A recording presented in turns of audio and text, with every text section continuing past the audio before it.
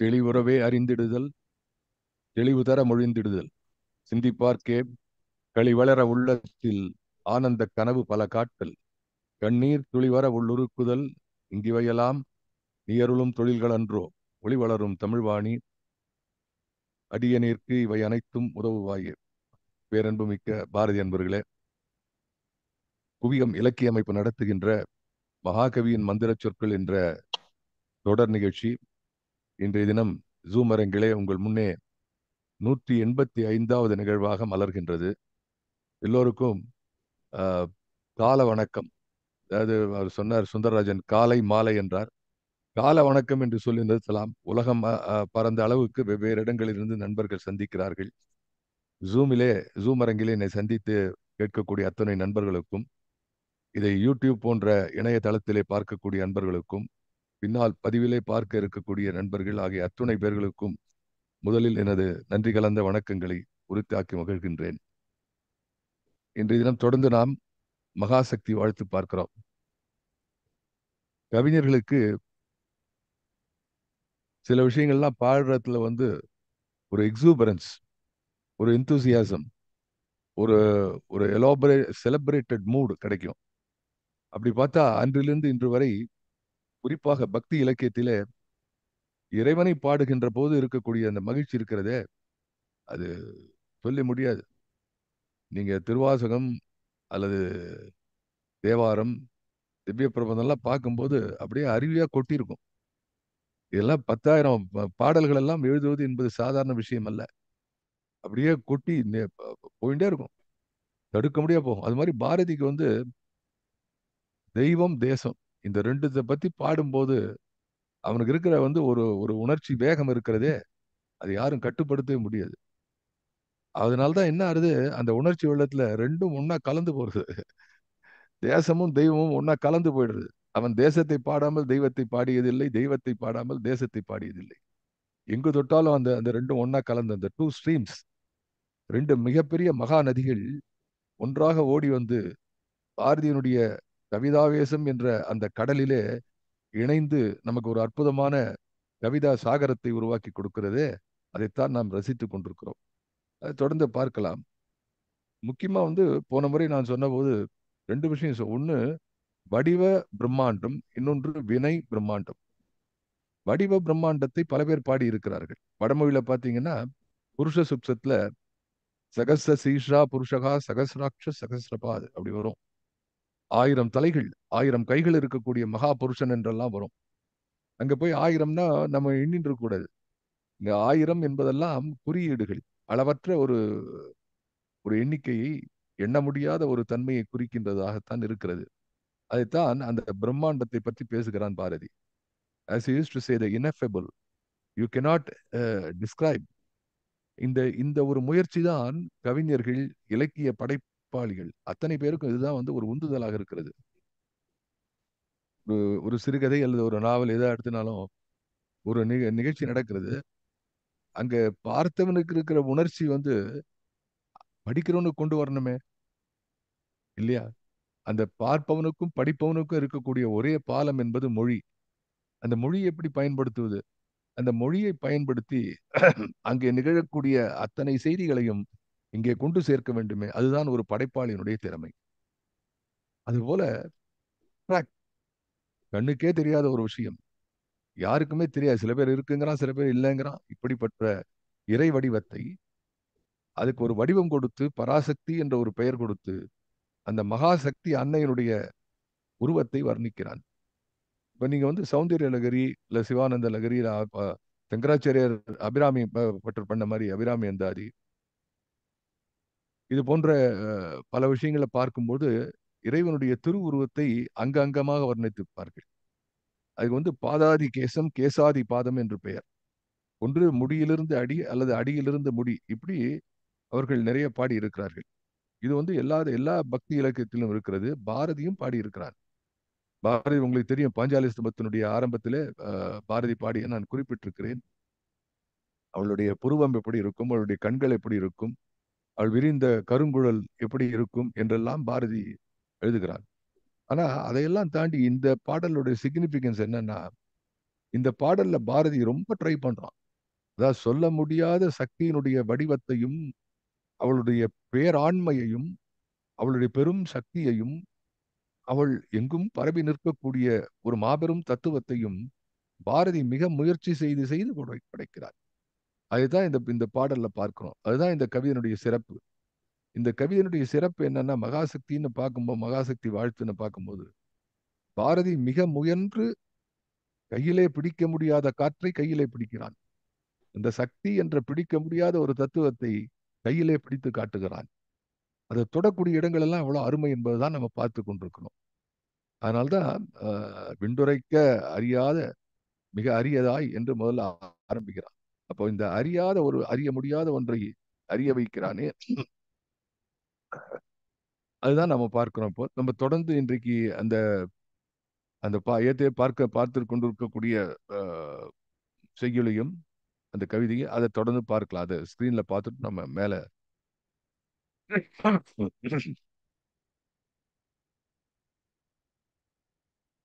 பரிதி என்னும் பொருளிடை ஏய்ந்தனை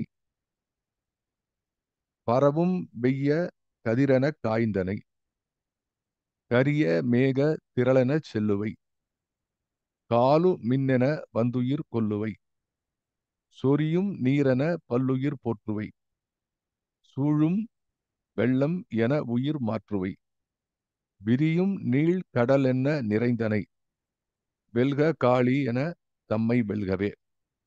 வெல்க காளி எனது அம்மை வெல்கவே. அதை எப்படி படிக்கணும்னா, வெல்க காளி எனது அம்மை வெல்கவே. காளி என்ற என்னுடைய அம்மை வெல்கவே. இந்த ஒரு வரியை தவிர மேல இருக்கிற அடிகள் அத்தனையிலும் ஒவ்வொன்றுக்கும் ஒரு அற்புதமான பொருளை வைத்திருக்கிறார்.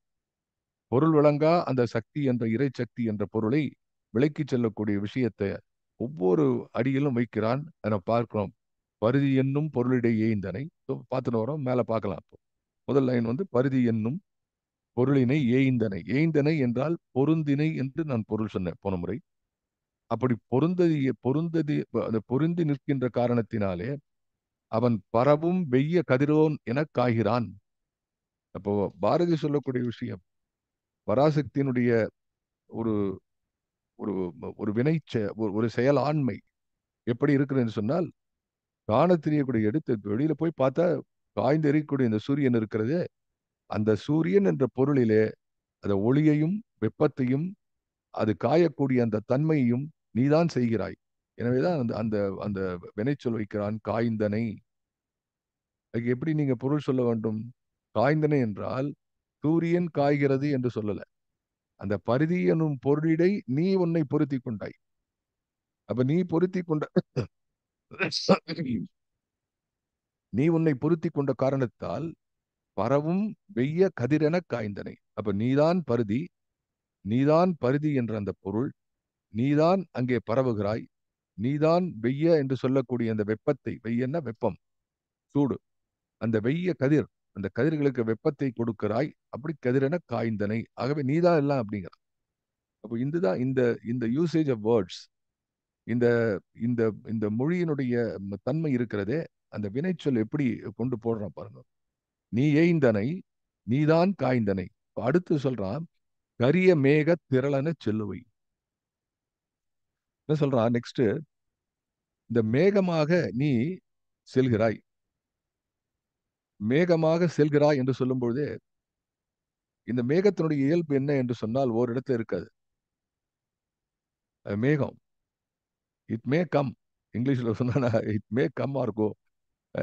இந்த மேகம் இருக்கிறது, அந்த கரு மேகம் இருக்கிறது, அது செல்லுவைங்கிறான். It's dynamic. இந்த டைனமிசம் காரணத்தினால்தான் தமிழ் இலக்கியத்திலே தூது தூது என்று ஒரு ஒரு சிற்றிலக்கம் இருக்கிறது. அது மேக சந்தேசம் என்று காளிதாசனே மேகத்தை தூதாக விடுத்தான் என்று பார்க்கிறோம். அப்படி பார்க்கும்போது இதுக்கு வந்து அந்த சரியான வினைச்சொல் என்னன்னா செல்லுவை. நீ மேகமாக மாறினாய் என்று சொல்லவில்லை, அங்கே காய்ந்தனை என்று சொல்கிறான், அதுக்கு முன்னா ஏய்ந்தனை என்று சொல்கிறான். இதெல்லாம் நம்ம ரசிக்கணும். இதெல்லாம் இந்த சொற்கள் எல்லாம் ஏன் பாரதி போடுகிறான்? அதன் காரணம் தான் நான் முதல்ல உங்களுக்கு சொன்னேன். என்ன, சொல்ல முடியாத ஒரு விஷயத்தை பாரதி சொல்ல முயல்கிறான். பேசா பொருளை நான் பேச துணிகிறேன் என்று பாரதி ஒரு ஜெனரல் ஸ்டேட்மெண்ட் அவன் விநாயகர் நான்மணியில் எழுதும்போது பேசா பொருளை பேச நான் துணிந்தேன் என்கிறானே. பேசா பொருளை பேச நான் தொடங்கினேன் எழுதல. பேசா பொருளை பேச நான் துணிந்தேன். துணிச்சல் வந்திருக்கு எனக்கு. அதுல வெற்றி பெறுவேனா இல்லையான்னு தெரியாது. ஆகவே பாரதியுடைய ஒவ்வொரு அடி, ஒவ்வொரு சொல், அந்த ஒவ்வொரு ஒற்று சொல்லையும் நம்ம பார்த்து தான் நம்ம வந்து அதுக்கு பொருள் சொல்ல வேண்டும். அப்ப ஏய்ந்தனை, காய்ந்தனை, இது வந்து இங்க என்ன என்ன சொல்றான் இதுல பார்க்கும்போது கரிய மேகம் என நீ செல்குவை. எங்க செல்கிறது இந்த மேகம்? சக்தி என்ன செய்கிறாள் என்பதை இந்த மேகத்தினுடைய செய்கையிலே அவன் காட்டுகிறான். கரிய மேக திரளென செல்லுவை. இரண்டாவது, மேகம் வந்து தனித்தனியா செல்வதில்லை, மேகம் கூட்டமாக செல்லும். அது திரள், மேக திரள் என்பது. there is a difference between a solution and mixer. அது வந்து சயின்ஸ்ல சொல்வார்கள். இந்த மேகம் திரள் என்று சொல்வது இப்போ வந்து ஆட்டு மந்தைங்கிறோம். எல்லா ஆடும் ஒன்னோட ஒண்ணா கலந்துறது இல்லை, தனித்தனியா இருக்கும், ஆனா கூட்டமா இருக்கும். சோ மேகங்கள் தனித்தனியாக இருக்குகின்றன, இயங்குகின்ற, எல்லாம் துளி தானே, துகள் தானே. அது காற்று துகள் தூசி எல்லாம் ஒன்றாக சேர்ந்து மேகமாக உருவாகிறது நாம் படித்திருக்கிறோம். அதிலே நீர்த்துளிகள் போய் ஒட்டி கொள்ளுகின்றன, அது கரிய மேகமாக உருவாகிறது. அப்படி பார்க்கும்போது மேகங்கள் கூட்டம் எப்படி வந்து கரிய எருமை கூட்டங்கள் செல்கின்றனவோ அதை போல மேகம் செல்கிறது. பெரிய யானை கூட்டங்கள் போல மேகங்கள் செல்கின்ற என்று சங்ககால புலவன் எழுதுகிறான். அப்படி மேகத்தை மேகத்தை சொல்லும்போது பாரதி கரிய மேக திரளென செல்லுவை. சரி, ஏன் கரிய மேகம் என்று போடுகிறான் என்று சொன்னால், ஒன்று விஷயம், காளி அன்னை பராசக்தியினுடைய திருமேனி கரிய திருமேனி என்பதுதான் அந்த வர்ணனையிலே வருகிறது. அது கரிய திருமேனி, அது கருப்பு என்பது அதுல இருக்கிறது.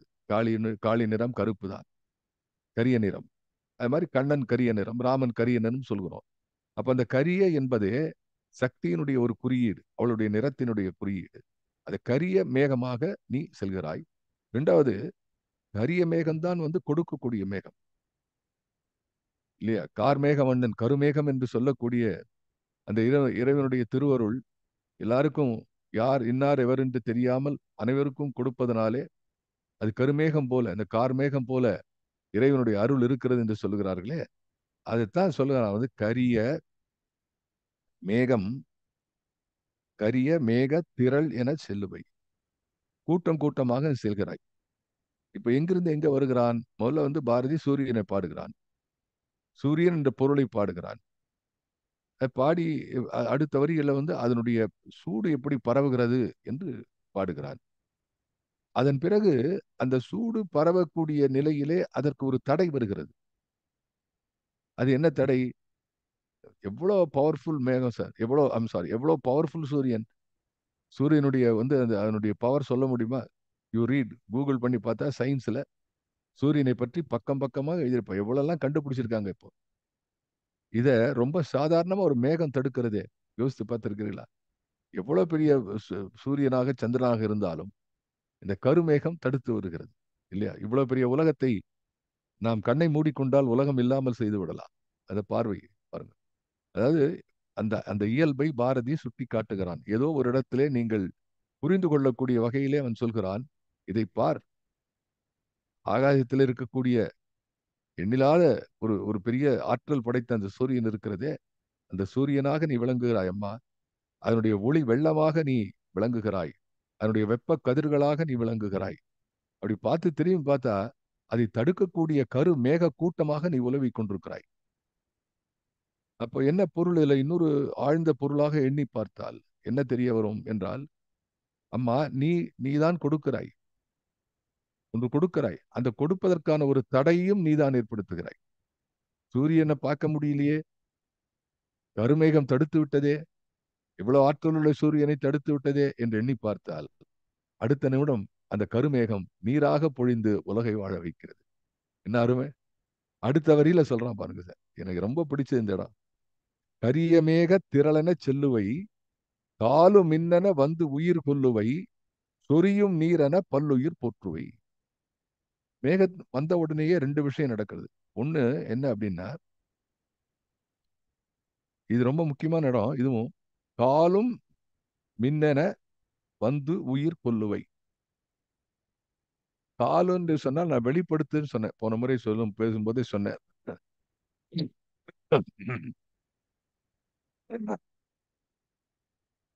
காலம் என்றால் வெளிப்படுத்துதல். அது மின்னென வந்து உயிர் கொள்ளுவை. என்ன பொருள் அதற்கு என்றால், இந்த மின்னல் எப்படி இருக்குது பாருங்க.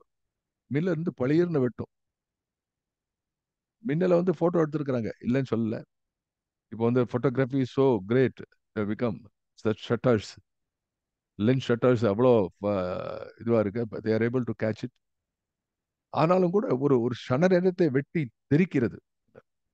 அப்படி மின்னென வந்து உயிர் கொள்கவை. இப்போ சூரியனை பற்றி பேசும்போது பாரதி முதல்ல வந்து உயிர்ப்பை பற்றி பேசுகிறார். அந்த சூரியன் என்ற வெப்பத்தினுடைய கதிர்வீச்சு இல்லாமல் உலகிலே ஒரு உயிரும் வாழ முடியாது. அத போல அதுக்கு கொடுக்கக்கூடிய நீர் இருக்கிறதே, மேகத்திலிருந்து வரக்கூடிய நீர் இருக்கிறதே, அந்த கருமேகம் கொடுக்கக்கூடிய நீரின்றி எதுவுமே அமையாது. இதை பின்னாலே விளக்க இருக்கிறேன். இதுக்கு நடுவுல இந்த மரணத்தை பற்றி பேசுகிறார். காலு மின்னென வந்து உயிர் கொள்குவை, கொல்லுவை, another verb. இந்த கொல்லுவை, ஏய்ந்தனை, காய்ந்தனை, இது போன்ற வெர்பு வந்து இதுலதான் வருது, வேற எந்த பாடல்ல வரல. அப்ப பாரதியுடைய முயற்சி தெரிகிறது இதுல. இப்ப சில பேர் சொல்லுவாங்க, பாரதி வந்து அப்படியே கற்பனை ஆவேசத்துல வாயில வந்தாலும் எழுதிட்டான், அவன் எழுதினான் மகாகவி. நான் மகாகவின்னு சொல்றவன். என்றாலும் மகாகவிஞன் பாரதி எண்ணி எண்ணி இப்ப எழுதுகிறான். அவன் ஒன்னும் அப்படியே கற்பனை ஓட்டத்துல ஓடி கண்டதெல்லாம் எழுதல. சார் எப்படி சார் நீங்க சொல்றீங்க? பாரதி தன்னுடைய பாடலை தானே திருத்தி இருக்கிறான். தன்னுடைய கவிதையை பல இடங்களிலே அவன் மாற்றி எழுதியிருக்கிறான். அப்போ அவனுக்கு வந்து இந்த கவிதையை எழுதக்கூடிய ஆவேசத்திலே வரக்கூடிய போட்டு சொன்ன ஆவேசத்திலே கொண்டு கொட்டுகிறான் என்று, நோ டவுட் அபவுட் இட். ஆனா அதே நேரத்துல தெர் இஸ் அ கண்ட்ரோல். அந்த ஒருவன் வந்து ஒரு காரை வேகமா ஓட்டுறாங்கிறது வந்து ரெண்டு விஷயம். ஒண்ணு வந்து ஏதாவது போதையில ஓட்டுறான், குடிச்சிட்டு ஓட்டுறான், அது வேற விஷயம். ஆனா the people racing drivers they got extreme control அந்த மெஷின். அப்படி ஓடுறான். அது போல வந்து பாரதி ஓடுற ஓட்டத்துல the selection of words, I think somebody ஒரு அந்த காலத்துல ஒரு கட்டுரை யாரு என்ன தெரியல, அவருடைய பெயர் மறந்து போயிட்டேன், பெரிய பாரதி என்பர். ஐ திங்க் சக்தி சுப்பிரமணியம், யாரு இல்ல யாரு தெரியல, யார் பேரு தெரிஞ்ச, சொல் தேர்வு, சொல் தேர்வுன்னே ஒரு கட்டுரை. இந்த கட்டுரை வந்து ஒரு முறை எங்கள் பாரதி கழக தலைவராக மிக பெரும் தொண்டாற்றி அமரரான சுராஜ் அவர்கள், பாரதி சுராஜ் அவர்கள் இந்த கட்டுரையை எனக்கு அறிமுகம் செய்தார். பாரதி கழகத்தில் சொல் தேர்வு என்று. அதுல பாரதியினுடைய சொற்கள் எங்கெல்லாம் பாரதி சரியான சொற்களை எடுத்து போட்டிருக்கிறார். கம்பனில் சொல் தேர்வு. சொல் தேர்வு என்பதே ஒரு முக்கியமான விஷயம். Choice of words. நம்ம சிறுகதை எழுத்தாளர்கள் நீ ஒரு பாருங்க, சிறுகதை அல்லது நாவலாசிரியர்லாம் பார்த்தா நம்ம சொல்லலாம் லாசாரா பாணி அப்படிங்கிறோம், தீஜாரா மாதிரி இருக்கிறவங்க, இல்லைன்னா பெரிய பெரிய நாவலாசிரியர் கல்கியிலேருந்து ஆரம்பிச்சு சரித்திர புதினங்களா இருக்கட்டும், இது மாதிரி எல்லார பத்தி நம்ம பேசும்போது பாணி பாணி என்று சொல்லுகிறோமே, இவருடைய ஆஹ், ஒரு அப்ரோச், அணுகுமுறை சொல்றோமே, அது எல்லாத்துக்கும் அடிப்படை என்னன்னா சொல் தேர்வு தான். இந்த சொற்களை எப்படி படைப்புலகிலே படைப்பாளி தேர்ந்தெடுக்கிறான் என்று பொருத்தம். அதுக்கு முக்கியமான எடுத்துக்காட்டு இந்த மாடர்ன் ரைட்டர்ஸ்ல வந்து சுஜாதா பண்ணின அற்புதத்தை வந்து நம்ம பாடிக்கும்போது பார்க்கணுமே. சொல் தேர்வு இருக்க, சரியான சொல்லை தேர்ந்தெடுத்து போடுவார்கள். இதை பற்றி பல கட்டுரைகள் வந்திருக்கின்றன. என்றாலும் கூட பாரதியை பற்றி அந்த காலத்துல எழுதின கட்டுரை ஒன்று நினைவு இருக்கிறது. அதுபடி நான் மறுபடியும் நான் படிக்கும்போது எனக்கு ஞாபகம் வரும் அது. அவர் அந்த கட்டுரை ஒரு 3-4 பக்கம் தான். ஒரு சில கவிதைகளை பற்றி தான் எழுதியிருந்தார். ஆனால் அது ஒரு மந்திர சாவி போல என் மனதிலே பதிந்து, நான் போகும் இடமெங்கும் பார்க்கும் இடமெங்கும் பாரதியும் தாண்டி எந்த கவிதையை படித்தாலும் இந்த சொல் ஏன் பயன்படுத்தி இருக்கிறான் என்று என்னுடைய எண்ணம் எப்பவுமே போய்கொண்டிருக்கும் போல. அதான் சொல் தேர்வு என்பது. இது வந்து எங்க நிக்கலன்னா, இது வந்து ஞான சம்பந்தர், திருஞான சம்பந்தர் ஆரம்பிக்கும். இது ஏன் போட்டிருக்கிறார், ஒரு இடத்துல ஏன் இந்த மாதிரி போட்டிருக்காரு, அது ஆரம்பிச்சுதான். என்னுடைய ஞான சம்பந்தர் சொற்பொழில கூட நான் ஒரு சில சொற்களை நான் விவரித்து ஒரு கிட்டத்தட்ட 10 நிமிஷம் பேசியிருப்பேன் அதை பற்றி. ஏன் போட்டார்? தோடுடைய செவியன்னு ஆரம்பிக்கிறார். நிக்கணும், அங்கேயே நிக்கணும். எதுக்காக போட்டார் அப்படி? எத்தனையோ எப்படியோ ஆரம்பிக்கலாமே, எத்தனையோ சொல்லு இருக்கிறது. உலகலாம் உணர்ந்து ஓதற்கு எளியவன், ஏன் போட்டாங்க? அப்போ மாபெரும் கவிஞர்கள் என்று சொல்லக்கூடியவர்களுக்கு முக்கியமான விஷயம் சொல் தேர்வு. அப்ப பாரதி இங்க என்ன சொல்றான்? காலென காலும் மின்னென வந்துயிர் கொல்லுவை. அதுக்கு என்ன பொருள்னா, இந்த மரணம் என்று இருக்கிறதே, அது வந்து மின்னலை போல இருக்கிறது. மரண மரண படுக்கையிலே பல பேர் இருப்பார்கள், பல காலம். உடல் சரியில்லாமல் இருப்பார்கள். ஒரு ஆக்சிடென்ட்ல போறது போல, ஒரு கணத்துல பிரிந்து போகக்கூடிய உயிர் போல, எல்லா உயிர்களும் அப்படி போவதில்லைன்னு சொல்றாங்க. ஆனாலும் கூட அந்த மரணம் இருக்கிறது. மரணம் சம்பவிக்கக்கூடிய அந்த ஒற்றை நிலை இருக்கிறது. அந்த உயிர் வாழ்வதற்கும் உயிர் பிரிவதற்கும் இடைப்பட்ட ஒரு கணம் இருக்கிறது. அது எப்போதும் ஒரு மைக்ரோ செகண்ட் தான். அது வந்து ஒருவன் வாழ்நாள் பூராவும் அவதிப்பட்டு கொண்டிருக்கிறான், அல்லது நல்ல ஆரோக்கியம் உள்ளவன் திடீரென்று ஒரு விபத்திலே இறக்கிறான் என்பதை தாண்டி, அந்த உயிர் வாழ்தல், உயிர் முடிதல், இந்த ரெண்டு இருக்கிறதே, இந்த கணம் அந்த கணம் வேறையா இருக்குது. இது என்ன கனவு? அதாவது கருட புராணங்கள் போன்ற புராணங்கள் நம்ம நாட்டிலே அந்த காலத்திலே அந்த அபரக்கிரியை என்று சொல்வார்கள். இந்த மரணத்தை பற்றி எழு செய்திகள், அதுல எப்படியெல்லாம் உயிர் போகிறது, அது என்னெல்லாம் நிலையிலே போகிறது என்பதெல்லாம் நம் புராணங்கள் பேசுகின்றன. அது அது அதெல்லாம் ஒரு பக்கம் இருக்க. அடிப்படையிலே மரணம் என்பது it may be sudden and it may not be sudden. But the actual principle of life and death is only microsecond. இந்த நிலை இருக்கிற அந்த நிலை இல்லாத பொருள். அதுதான் பாரதி சுட்டி காட்டுகிறான். அந்த மரணம் இருக்கிறதே, அதுதான் முக்கியமான செய்தி. அப்போ இந்த மரணத்தை ஏன் கையிலே வைத்துக் கொண்டிருக்கிறார்? நான் பின்னால சொல்ல இந்த பாட்டிலே வர்றது எல்லாம் பினாமினல். இந்த இந்த இந்த பர்டிகுலர் பகுதி இருக்கிறதே பாரதியினுடைய ரைட்டிங், இட் இஸ் பினாமினல். இதுல எல்லாத்தையும் கொண்டு வந்துட்டான். வாழ்க்கையினுடைய சூழல் எல்லாத்தையும் பாரதியில கொண்டு கொடுக்கிறான். எப்படி உயிர் வருகிறது, எப்படி இந்த உலகம் கதிரவனுடைய சூட்டினாலே உயிர் பெற்று நிற்கிறது, அதற்கு தடையாக வரக்கூடிய அதனுடைய அடியிலே உலகத்துக்கும் சூரியனுக்கும் இடையிலே அப்படியே அந்த இந்த உலவக்கூடிய அந்த கரு மேகம் இருக்கிறது, அது எப்படி இந்த உயிர்களை வாழ வைக்கிறது? நீங்க யோசித்து பாருங்க. இந்த மழை மட்டும் இல்லைன்னா, வெறும் சூரியன் மட்டும் இருந்தா என்ன ஆகுது? No chance. இப்போ இதனுடைய முக்கியமான செய்தி இது. பாரதி என்ன நினைக்கிறான்? இந்த பிசிக்காலிட்டி ஆர் இந்த இந்த இந்த சூழ்நிலை, அதாவது சீதோஷ்ணத்தை பற்றி, இந்த உலக இயற்கை பற்றி சொல்லும் போதே இதிலிருந்து மகாசக்தியினுடைய குண பரிமாற்றத்தை சொல்லுகிறான். அதுதான் முக்கியம். அது குண பரிமாற்றம்ங்கிறது என்ன என்றால், அவள் கொடுக்கிறாள், அதுக்கு ஒரு தடை என்று நாம் நினைக்கக்கூடிய ஒன்றை செய்கிறாள், அந்த தடை மூலம் மற்றொன்றை கொடுக்கிறாள். அப்படி கொடுக்கும்போது இன்னொரு சூட்சுமத்தை சொல்றா. அப்ப மரணம், இயற்கையினுடைய இருக்கக்கூடிய பிறப்பு, அந்த மரணம் பற்றி பாரதி பேசுகிறார். இது பாரதியினுடைய இந்த மரணம் என்ற செய்தியை பற்றி பாரதி மரணத்தை விரும்பாதவன் பாரதி. மரணமிலா பெருவாழ்வு என்பதை பேசியவன் பாரதி. இருந்தாலும் ஒரு இடத்துல சொல்கிறான், ஒரு ஒரு கட்டுரையில சொல்கிறான், அதை நான் உங்களுக்கு படித்து காட்டுகிறேன். மரணம் என்பது இப்பதான் நமக்கு கூட இப்பதான் நம்ம ஒரு 10 20 நாளைக்கு முன்னாடி மகாலய அமாவாசை இருந்தது போன மாசம். கேள்விப்பட்டிருப்பீங்க மகாலயம். நிறைய பேருக்கு தெரியும், சில பேருக்கு தெரியாது. அதுல வந்து மகாலய அமாவாசையில வந்து பித்திருக்களுக்கு தென்புலத்தார் என்று சொல்ல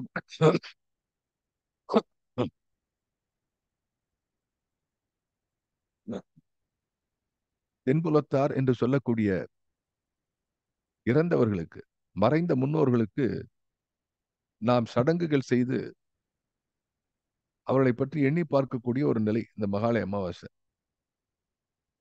இந்த இதுக்கும் பலவிதமான சடங்குகள் பற்றி எல்லாம் நம்ம சொல்கிறோம். அது இந்துக்களாக இருக்கக்கூடிய அத்தனை பேருக்கும் இந்த இந்த கடமை உண்டு. இதுக்குதான் என்ன சொல்றான்? நீர்க்கடன். அதாவது இந்த நீர்க்கடன் ரொம்ப முக்கியம். ராமாயணத்துல பேசுவார்கள். ராமாயணத்துல நீர்க்கோல வாழ்வை நச்சு நெடுநாள் வளர்த்த பின்னை போர்க்கோலம் செய்து வைத்தார் உயிர் கூடாது அங்கு போக அப்படின்னு கும்பகர்ணன் பேசக்கூடிய இடத்துல வந்து நீர்க்கடன் பற்றி எல்லாம் பேசுகிறான். நீர்க்கடன் ஒன்று இருக்கிறது. இந்த நீர்க்கோல வாழ்வு, இந்த வாழ்வே நீர்க்கோலம் போல இருக்கிறது. கம்பன் இவ்வளவு 11ஆம் நூற்றாண்டுல கம்பன் எல்லாம் அருமையான வார்த்தையை பயன்படுத்துகிறான் பாருங்கள். ரொம்ப சிம்பிள். இன்னைக்கும் இந்த வார்த்தை இருக்கு. நீர்க்கோலம், நீர்க்கோல வாழ்வை நச்சி என்று எழுதுகிறான். அப்படி இந்த நீர்க்கோல வாழ்விலே இருந்து சென்ற அந்த முன்னோர்களுக்காக நீர்க்கடன், எள்ளு தண்ணி இறைக்கக்கூடிய இந்த மகாலயம், அதை பற்றி பாரதி எழுதுகிறான் ஒரு இடத்துல. என்ன எழுதுகிறான்? இது ரொம்ப முக்கியம். இது யாரும் எழுதினது கிடையாது. மகாலய அமாவாசை என்பது யோகானுபவத்தில் மரணத்திற்கு பெயர். நான் இது வரைக்கும் எங்கேயும் படிச்சது கிடையாது. பாரதி சொல்லிதான் நான் கேள்விப்படுகிறேன். பாரதியை நம்புகிறேன். அப்படிதான் இருக்கும். அவர் எழுதுறான், மகாலயம் என்பது, மகாலய அமாவாசை என்பது யோகானுபவத்தில் மரணத்திற்கு பெயர். அப்போ யோகத்துல வந்து மரணத்தை சந்தித்து விட்டு மறுபடியும் உயிர்ப்பித்து யோகத்திலே பயிற்சி பெறுகிறார்கள் அப்படின்னு புரியுது. இதுல இதுல என்ன புரியுதுன்னா, பிறப்புக்கும் இறப்புக்கும் இரண்டையும் கையிலே எடுத்து இரண்டையும் இரண்டினுடைய அனுபவத்தையும் பெறக்கூடிய நிலைதான் யோக சித்தி. இது ஓரளவு நான் தெரிந்து கொண்ட இடம் வந்து ராமகிருஷ்ண பரமஹம்சருடைய வாழ்க்கையில படிக்கும்போது அவருடைய சமாதி நிலை, சமாதி நிலை என்பார்கள். அது சமாதி நிலைன்னா ஒண்ணு மரக்கட்ட மாதிரி ஆயிடும். நிர்விகல்ப சமாதி, ஒண்ணுமே இருக்காது. அது இறப்புக்கு சமானம். பிறகு இறப்பிலிருந்து மீள்வார்கள். அப்ப நமது வாழ்க்கையில நமக்கு தெரியாத ஒரு மிகப்பெரிய ரகசியமாக இருப்பது பிறப்பும் இறப்பும். இந்த ரெண்டுத்தையும் கைக்குள்ளே வைத்துக் கொண்டு லீலை செய்வதுதான் சித்தம், சித்தருடைய வேலை. அதுதான் சித்தி, யோக சித்தி. அந்த யோக சித்தியில அவன் சொல்றான், மரணம் என்பது அனுபவம். அதை தப்பிய புதிய உயிர் கொண்டவுடன்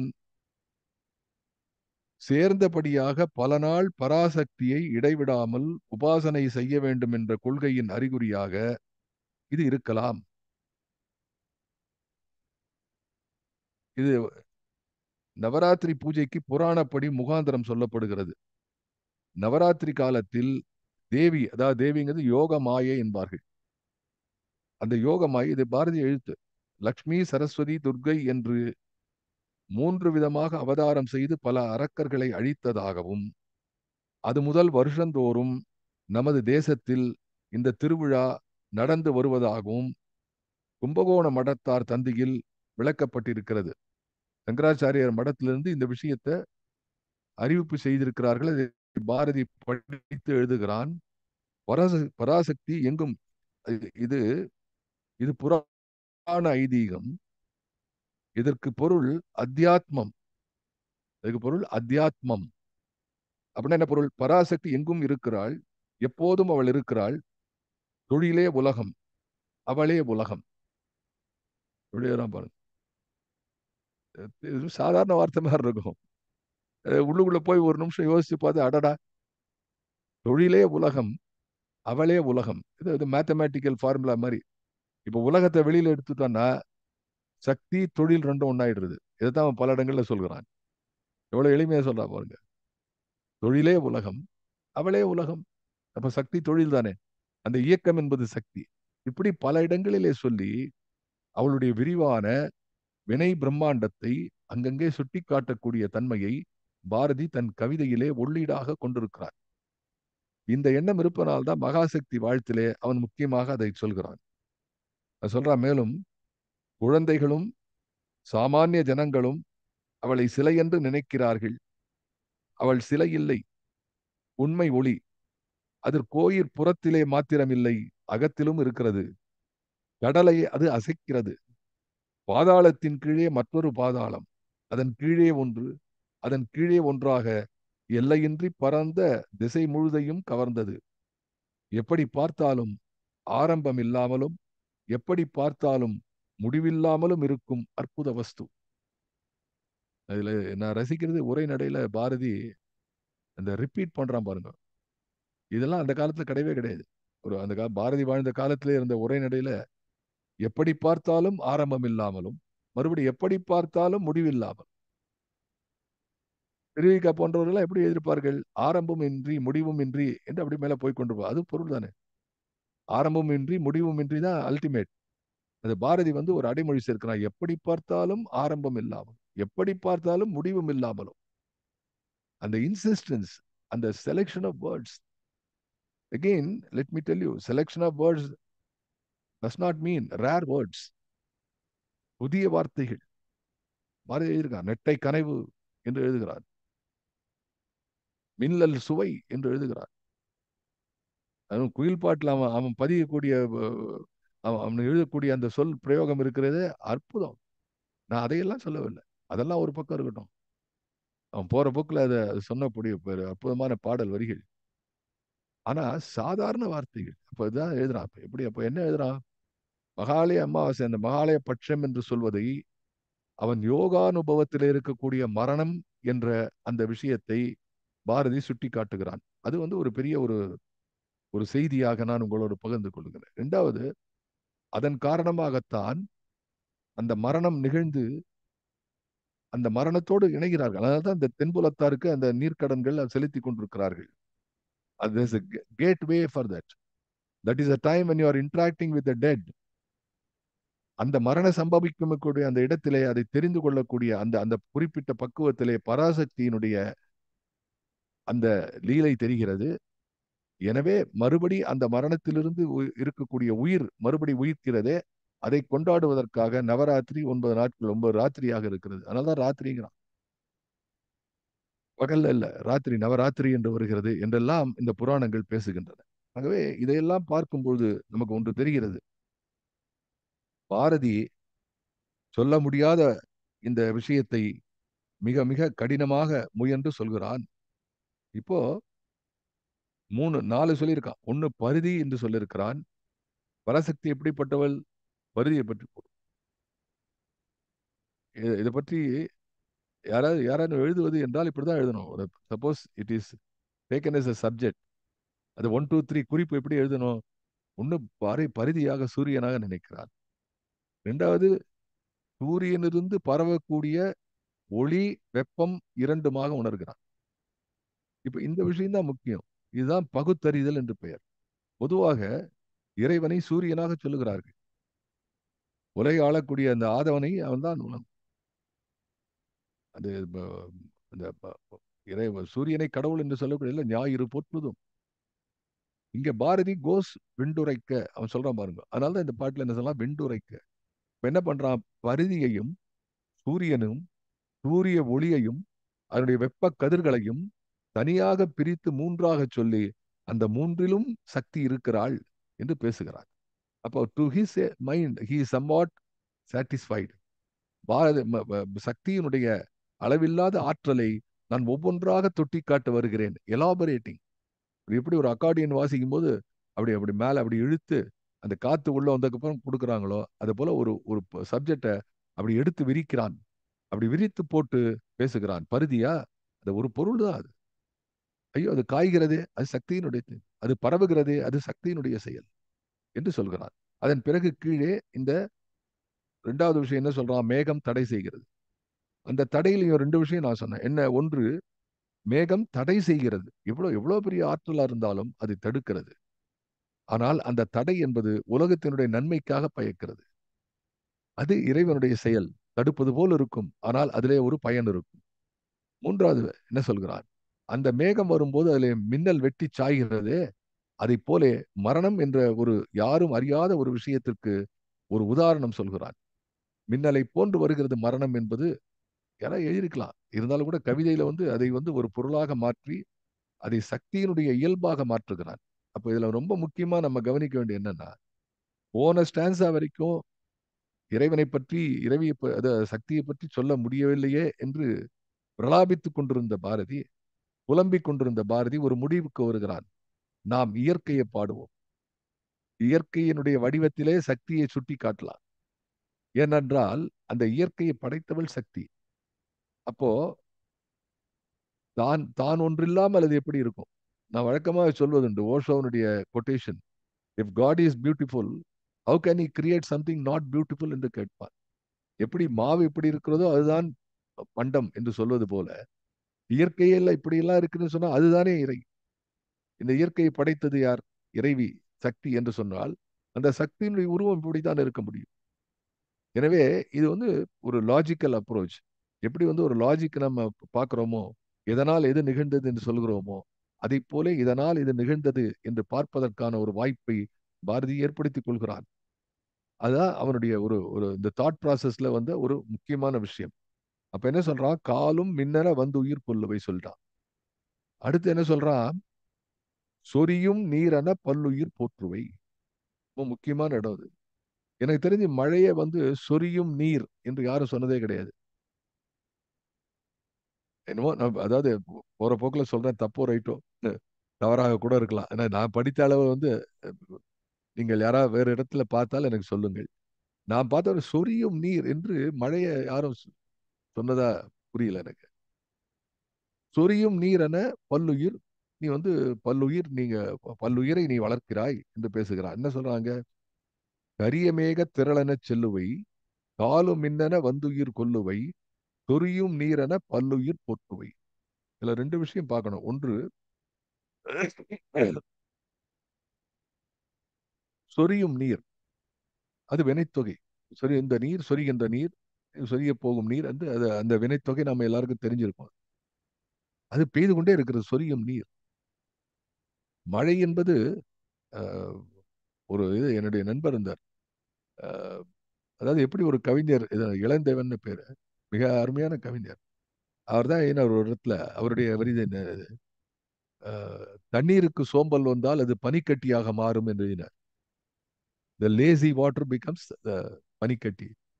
அ ஒரு ஒரு கவிதை நடையில. ஞாபகம் இருக்கிறது எனக்கு. ரொம்ப அந்த காலத்துல ரொம்ப ரசித்தோம் அத. அதுபோல வந்து இந்த நீர் இருக்கிறதே, அந்த நீர் சொரியும் நீர். அது எப்பவும் கான்ஸ்டன்ட்டா சொரிந்து கொண்டே இருக்கிறதா? ஆனால் மழை என்பது அந்த ஒழுக்கு இருக்கு. அதனால தான் நீர் ஒழுக்கு என்று சொல்லுகிறார்கள். ஒழுக்கு என்பதற்கு பொருள் என்னன்னா, தொடர்ந்து ஒன்று நிகழக்கூடிய செய்தி தான் ஒழுக்கு. அதனால தான் அதனால தான் வந்து நல்ல பண்புகளுக்கு எல்லாம் இருக்கக்கூடியது ஒழுக்கம் என்று சொன்னார்கள். எந்த பண்பு மனிதனிடம் தவறாமல் இருக்க வேண்டுமோ, உயிரும் வாழும் வரை ஒட்டிக் கொண்டிருக்க வேண்டுமோ, ஓர் இடைவெளி இல்லாமல் இருந்து கொண்டிருக்க வேண்டுமோ, அதுக்கு பேர் தான் ஒழுக்கம் என்று பெயர். ஒரு பண்பு, பொய் சொல்லாமை ஒரு பண்பு. பிறன்மையினை நோக்காமை ஒரு பண்பு. கள்ளுண்ணாமை ஒரு பண்பு. உயிர் கொல்லாமை ஒரு பண்பு. இப்படி வள்ளுவன் காட்டு அன்புடைமை ஒரு பண்பு. இனியவை கூறல் ஒரு பண்பு. இன்னாது தள்ளல் ஒரு பண்பு. இப்படி வள்ளுவன் கூறக்கூடிய அத்தனை நல்ல பண்புகளை எடுத்துக்கொண்டாலும் கூட, இது எல்லாவற்றையும் வாழ்க்கையிலே ஏதோ 1 நாள் தான், 2 நாள் தான், 1 வாரம் தான் இது வந்து ஒரு ஒரு 10 நாள் பிராக்டிஸ் பண்ண போறேன் சார், அப்புறம் விட்டுருவேன். அப்படி இல்ல. அதுக்கு பேர் தான் ஒழுக்கம். அதனால தான் அந்த பேரு ஒழுக்கம் என்று வந்து நினைவிலே வைத்துக் கொள்ளுங்கள். இது வந்து இப்ப டைரக்ட்டா இதுக்கு மீனிங்ல இருக்கோ இல்ல தெரியல. ஞாபகம் வரும்போது சொல்றேன். அதனால தான் ஒழுக்கம். என்ன ஒழுக்கத்துக்கு அவ்வளோ பெரிய ஒழுக்கம் விழுப்பம் தரலால் ஒழுக்கம் உயிரினும் ஓம்பப்படும் சொன்னா வள்ளுவன். எவ்வளோ ஒரு அற்புதமான அங்க கூட பாருங்க உயிரோடு ஒழுக்கத்தை ஒன்றுபடுத்தி காட்டுகிறான் வள்ளுவன். என்ன சார் வள்ளுவன் பத்தி வந்துருது அப்படிங்கிறா. இப்ப வள்ளுவன் பத்தி பேசக்கூடிய நேரம் வந்தாச்சு. ஏன்னா இப்பதான் நம்ம வந்து இத மழைய சொல்றோம் இப்போ. சொரியும் நீர், அந்த சொரிகின்ற நீரென நீ பல்லுயிர் போற்றுவை. ஒண்ணு பல்லுயிர் போற்றுவை. இந்த பல்லுயிர் is also very important word. ஏன் பல்லுயிர் சொன்னா அப்படின்னா, உங்களுக்கே தெரியும். இன்னார் இவர் என்று செலக்ஷன் இல்லாத குடுக்கிறது மழை. இவருக்கு தான் குடுக்கணும், அவருக்கு தான் கிடையாது. இந்த இடத்துல பெய்யும், அந்த இடத்துல பெய்யும். இப்ப இங்க நமக்கு ஒண்ணும் தெரியல. இன்னொரு இடத்துல மழை பெய்து கொண்டிருக்கலாம். அது வேற. ஆனால் that is only by the movement of the clouds. Not because the selection இவருக்கு வேணும், அவருக்கு வேணும் இல்ல அது. இந்த இடத்துல கள்ளி செடியா இருக்கு, இதுக்கு வேண்டாம் தண்ணின்னு விட்டுட்டு பக்கத்துல இருக்கிற செடிக்கு வந்து விடுவோமா? இல்ல. இது நம்முடைய செயல். இறைவனுடைய செயல் கிடையாது. பல்லுயிர் ஒற்றுவை. 2வது மீனிங் என்ன அப்படின்னா, இந்த பல்லுயிர் என்பதுல வெவ்வேறு விதமான உயிரினங்கள். அதுல அதுல என்ன சொல்ல வரார் அப்படிங்கறத நான் புரிந்து கொண்ட விஷயம் என்னன்னா, அதாவது இந்த இந்த நீரை எடுத்துக் கொள்வதிலே வெவ்வேறு விதம் பல்லுயிர் என்று நான் அப்படி வகைப்பாடு செய்கிறேன். இந்த நீர் எல்லா உயிரினுக்கும் தேவை. எல்லா உயிருக்கும் நீர் தேவை. நீர் தேவையில்லாத உயிரே கிடையாது. ஆனால் எந்தெந்த உயிருக்கு நீர் எப்படி தேவை என்பது வித்தியாசப்படுகிறது. இப்போ ஒருத்தர் கேட்டார், "சார் மீனுக்கு தாகம் இருக்குமா சார்? தண்ணியிலேயே இருக்கு சார். தண்ணியில் தானே இருக்குது. அதுக்கு தாகம் இருக்குமா?"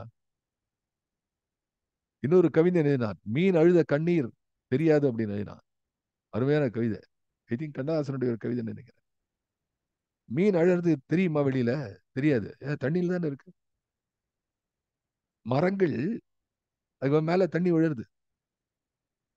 அதுல வந்து ஒரு நாள் பூரா மழை கொட்டினாலும் அவைகள் அந்த இலை மூலமாக எடுத்துக்கொள்ள முடியாது. அது மண்ணிலே விழுந்து அது மண் அ இடைவெளிகளே அந்த சாயில் மேட்டர்ல இருக்க அதுக்குள்ள இருக்கக்கூடிய அந்த வாட்டர் டிராப்ஸ் அதை வேர்கள் தேடி வேர் மூலமாக அதை எடுத்துக்கொள்ளும்.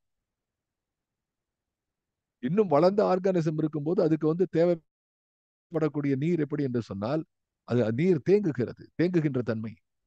அது அங்கங்க நிற்கிறது. there is somewhere it is very very beautiful idea.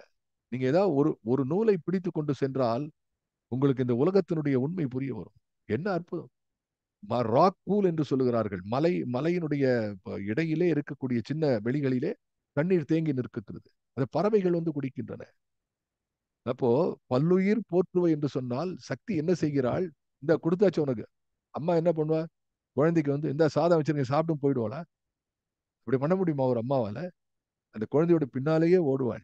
அதுக்கு அதை காட்டி அன்னம் ஊட்டுவாள். நிலவை காட்டி சோறு ஊட்டுவது என்பது அந்த கால குறு குறு நடந்து சிறுகை நீட்டி என்று பேசுகிறான் சங்கப்புலவன். அப்படி சக்தி என்ன செய்கிறாள்? குழந்தைகளே, பல்லுயிராக இருக்கக்கூடிய என்னுடைய குழந்தைகளே, நான் தண்ணி அப்படியே மழையா கொட்டினா உங்களுக்கு எப்படி பிரயோஜனம் அது? அது சிலர்களை ஊருணி என்று சொல்லுவார்கள் அந்த காலத்துல. ஊருணி என்று சொன்னால் ஊர் உண்ணக்கூடிய நீர் நிலை என்று அதுக்குன்னா பேர் ஊருணி என்று சொன்னார்கள். நம்ம தமிழ்ல வந்து கிட்டத்தட்ட இந்த நீர்நிலைகளுக்கு மட்டும் 12 விதமான டிஃபரெண்ட் நேம்ஸ் ஆர் தேர். அது போல காடுகளில் இருக்கக்கூடிய நீர்நிலைகளிலே விலங்குகள் எல்லாம் வந்து நீர் உண்ணுகின்றன. அப்ப என்ன சொல்ல அதுல? சொரியும் நீர், சொரியும் நீர், அது பல்லுயிர் போற்றுவை.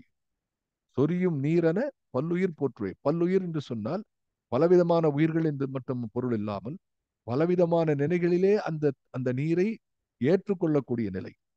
சரி, இப்போ வந்து இந்த இதுக்கு வரலாம். முதல்ல சொரியும் நீர் என்பதுக்கு வரலாம். முக்கியமான விஷயம் இன்னைக்கு நான் உங்களோட சொல்லியே ஆகணும்.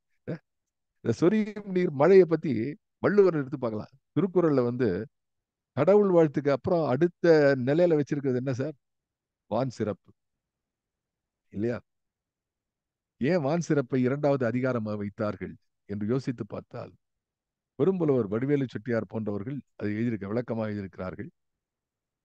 கண்ணால் காண முடியாத இறைவனை பற்றி கடவுள் வாழ்த்து பாடிய வள்ளுவன் கண்ணால் காணக்கூடிய இறைவனை மழையாக பாடுகிறான்.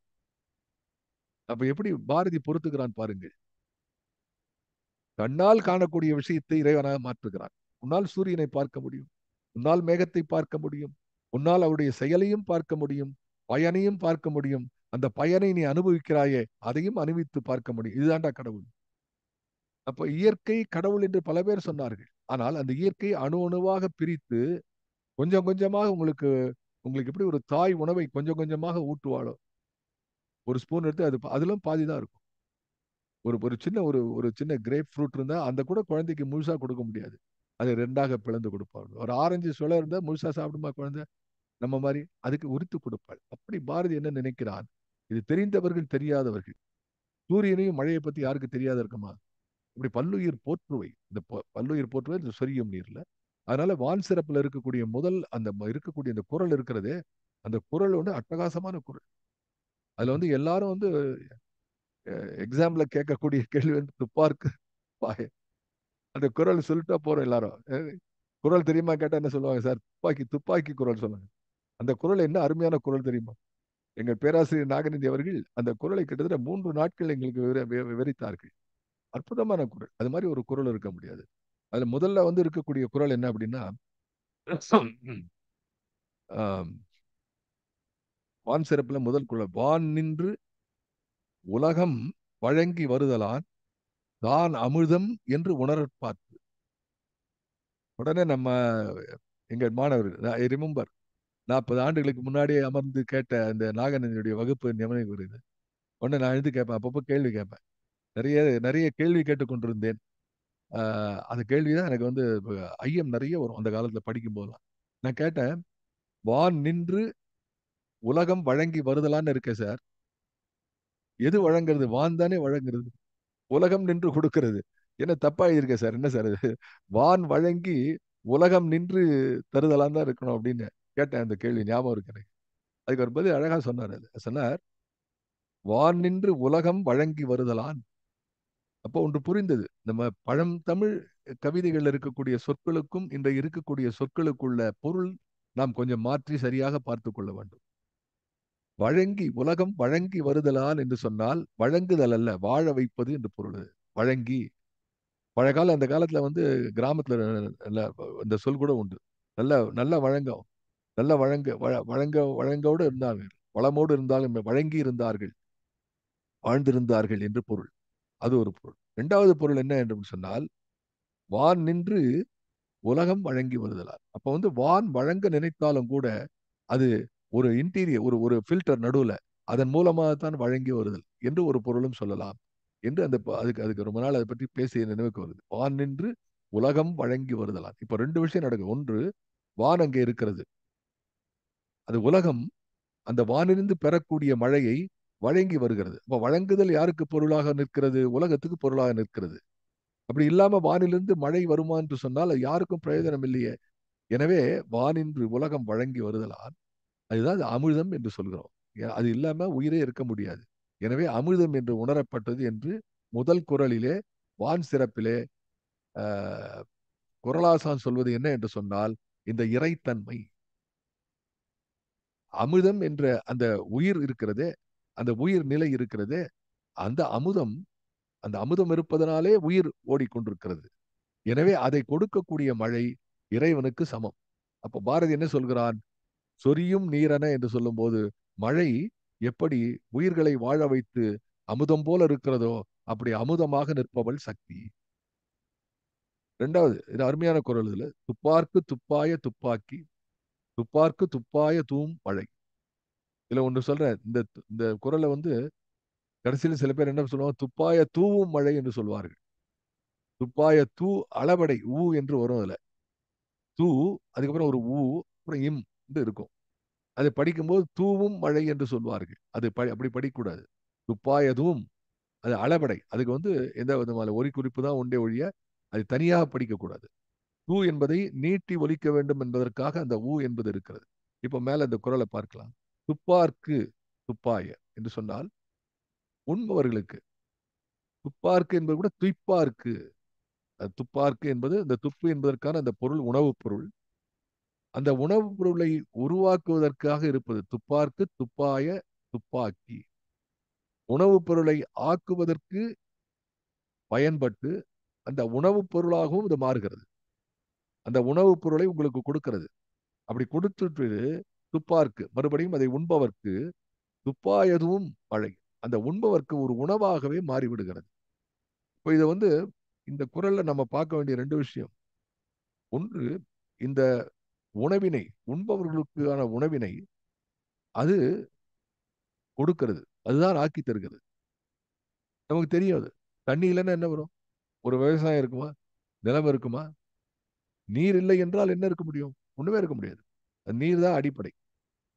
அது மட்டுமல்ல சார், இந்த நீர் இருக்கிறது என்ன, அதுக்கப்புறம் வந்து ஒளி வேண்டும், அதுக்கப்புறம் மண் சத்து எல்லாம் வேணுமே சார் என்று கேட்டால், இது என்ன செய்கிறது? நீர் தானே உருவாக்கக்கூடிய அந்த அந்த பொருளிலே தானும் போய் உட்கார்ந்து கொண்டிருக்கிறது.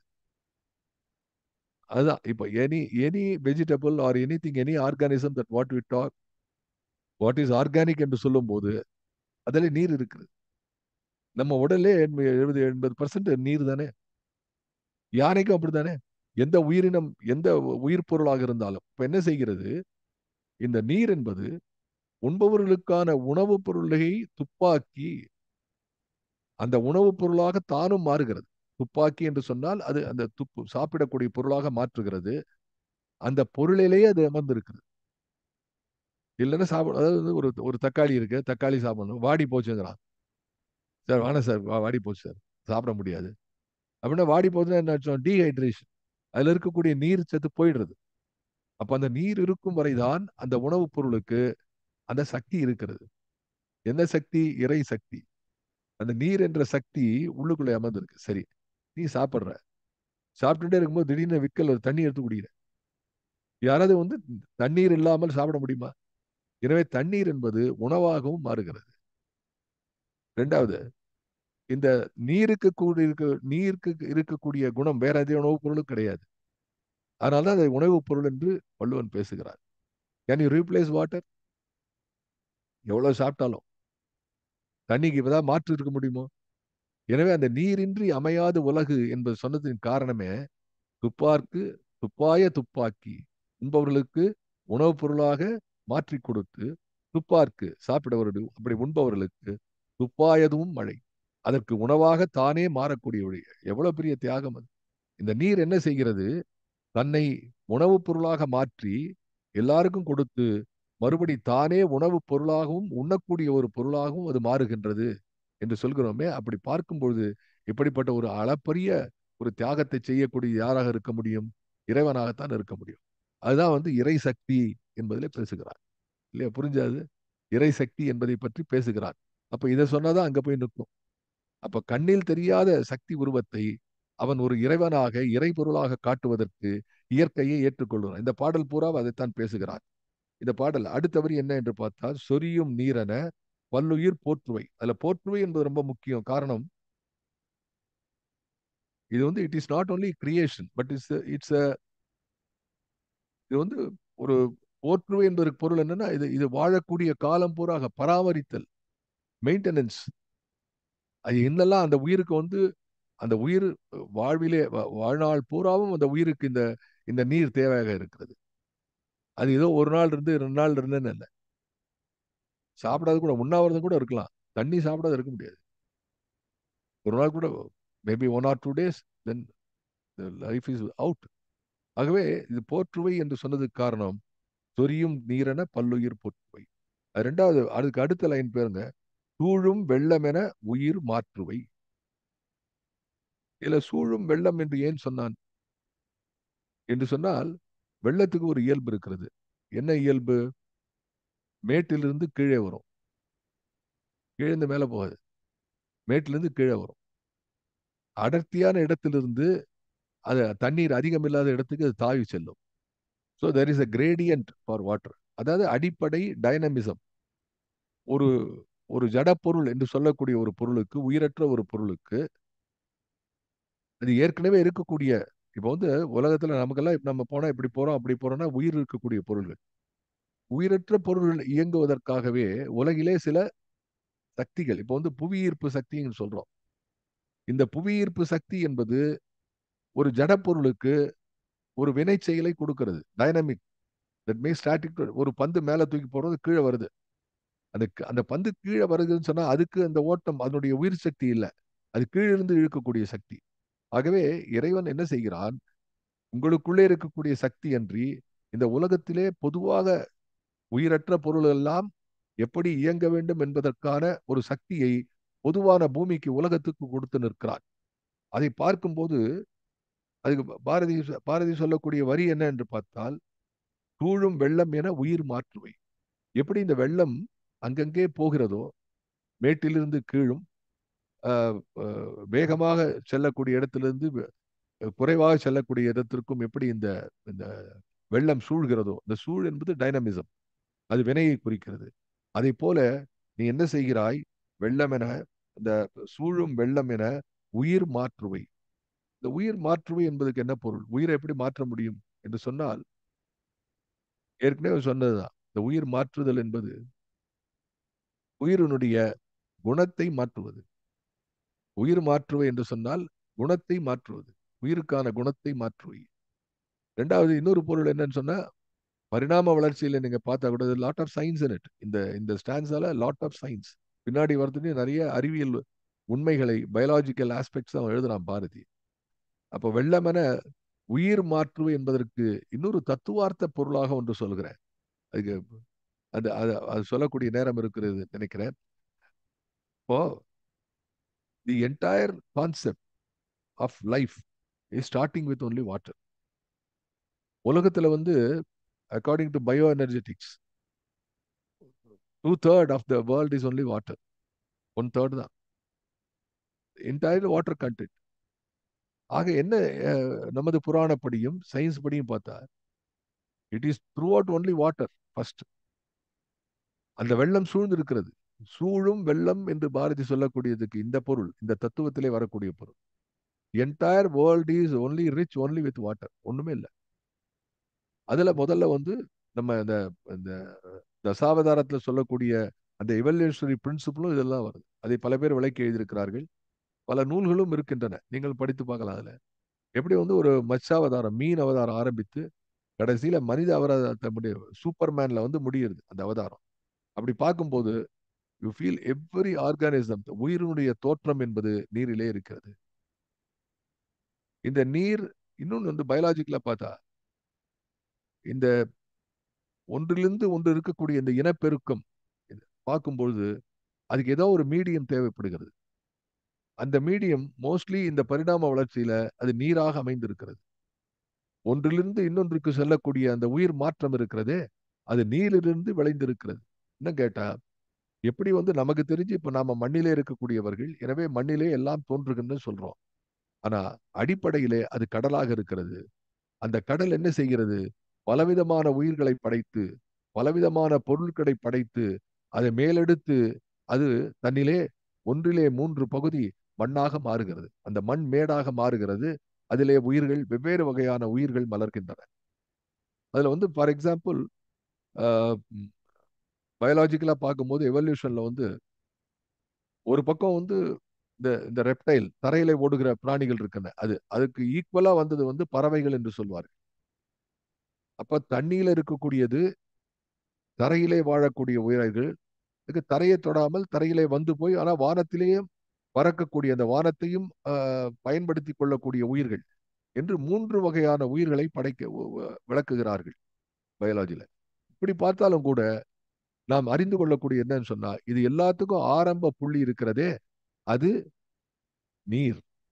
இப்போ இந்த தத்துவப்படி பார்த்தாலும் சூழும் வெள்ளமென பல்லுயிர் மாற்றுவை, சூழும் வெள்ளமென உயிர் மாற்றுவை.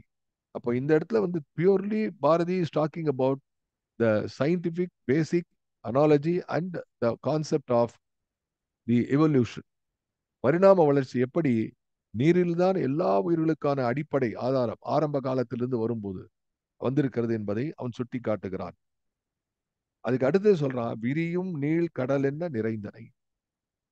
இதுல விரியும் நீள் கடல் என்ன நிறைந்தன்னு சொன்னது காரணம், இந்த பக்கம் இந்த இந்த பரிணாம வளர்ச்சியிலே ஒரு பக்கம் மண் மேடிட்டு அது தரையாக பூமியாக மாறுகிறதே, இன்னொரு பக்கம் பார்த்தா அது விரியும் நீள் கடல் என்று சொல்கிறான்.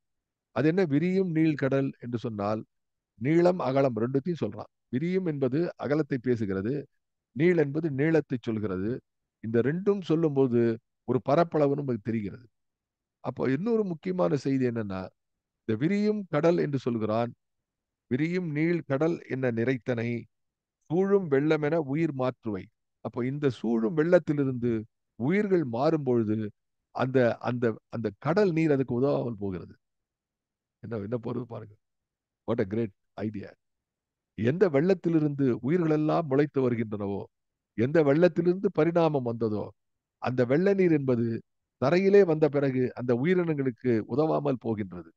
ஆனால் இந்த வெள்ள நீர் இருக்கிறதே, இந்த கடல் நீர் இருக்கிறதே, அது ஆவியாகி மேலே சென்று மேகத்திலே அமர்ந்து அது உப்பு சத்தற்ற வித்தியாசமான ஒரு நீரை உருவாக்கி, today according to our science knowledge also it is there. அந்த மேகத்தை தடை செய்த மேகம், அதாவது சூரியனை தடை செய்யும் மேகத்திலிருந்து அது கரிய மேகமாக மாறி மழையாக உருப்பெற்று மறுபடியும் இந்த மண்ணிலே பற்றி உயிர்களை வாழ வைக்கின்றன. அப்படி இந்த பரிணாமத்தை நமக்கு தெரிந்த விஷயம் இது. நம்ம கடலை பார்க்கிறோம், மழையை பார்க்கிறோம், சூரியனை பார்க்கிறோம், மேகத்தை பார்க்கிறோம். நீர் இல்லைன்னா வாழ முடியாது என்று தெரிந்து கொண்டிருக்கிறோம். இப்படி இந்த பரப்பினை இப்படி மகா பெரிய வடிவ பேராண்டத்தையும் வடிவ பிரம்மாண்டத்தையும் வினை பிரம்மாண்டத்தையும் பாரதி சுட்டிக்காட்டி இந்த இயற்கையை காட்டி சக்தி யார் என்று உங்களுக்கு விளக்க முற்படுகிறான். விளங்கியதா? நாம தான் யோசித்து பார்க்கணும். நன்றி. நிறைவு செய்கிறேன்.